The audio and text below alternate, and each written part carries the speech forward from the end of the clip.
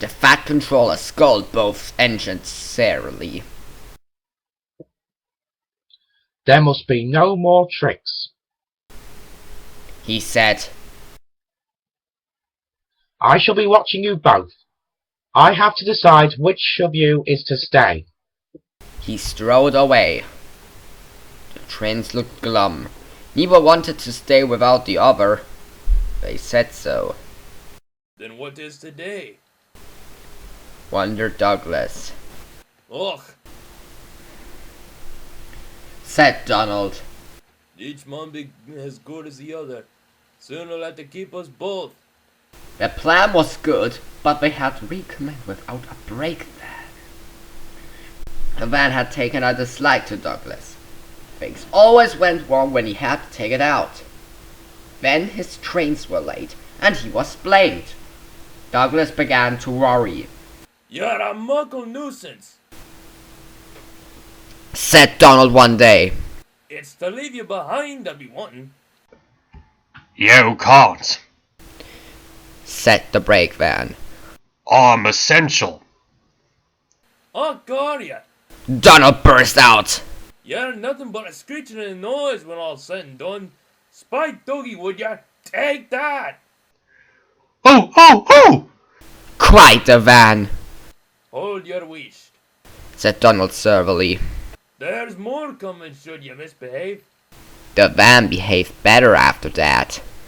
Douglas's trains were punctual, and the twins felt happier. Then Donald had an accident. He backed into a siding. The rails were slippery. He couldn't stop in time, and crashed through the bumpers into a signal box. One moment the signalman was standing on the stairs. The next he was sitting on the coal in Donald's tender.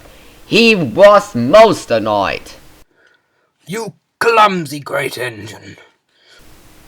He stormed. Now you must stay there. You've jammed my points. It serves you right for spoiling my nice, new signal box. The Fat Controller was cross too. I am disappointed, Donald. He said. I did not expect such clumsiness from you. I had decided to send Douglas back and keep you. I'm sorry, sir. But Donald didn't say what he was sorry for. We know, don't we? I should think so too. Went the Fat Controller indignantly. You have upset my arrangements. It is most inconvenient. Now James will have to help with the goods work, while you have your tender mended. James won't like that. The Fat Controller was right. James grumbled dreadfully. Anyone would think Said Douglas. that Donald had his accident on purpose. I heard a tale He went on. about an engine had some tar wagons. Gordon and Henry chuckled. Shut up. Said James. It's not funny. Well. Said Douglas incontinently. Surely, James, it wasn't you. You didn't say. James didn't say. He was sulky next morning and wouldn't steam properly. When at last he did start, he bumped the trucks hard. He's cross. Sniggered the spiteful brake van. We'll try to make him crosser still. I'll back. Whispered the van to the trucks. Hold back. Giggled the trucks to each other. James did his best, but he was exhausted when they reached Edward Station. Luckily, Douglas was there. Help me up the hill, please. Panted James. These trucks are playing tricks. Well, show them. Said Douglas grimly. Come on. Come on. Come on. Puffed James crossly. Get moving, you! Get moving, you! puffed Douglas from behind. Slowly but surely the snorting engines forced the unwilling trucks up the hill. But James was losing steam. I can't do it. I can't do it.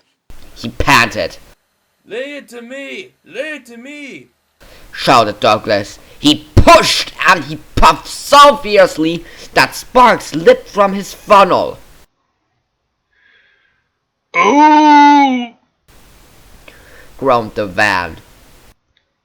I wish I'd never thought of this. It was grease between Douglas and the trucks. Go on, go on. It screamed, but they took no notice. The god was anxious. Ghost did it.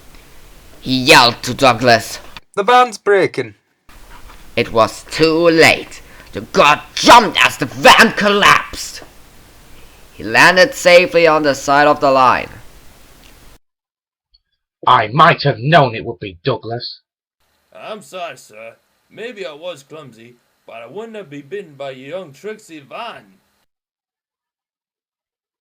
I see. Said the fat controller. Edward brought workmen to clear the mess. Douglas was grand, sir. He said. James had no steam left, but Douglas worked hard enough for 3. I heard him from my yard. 2 would have been enough.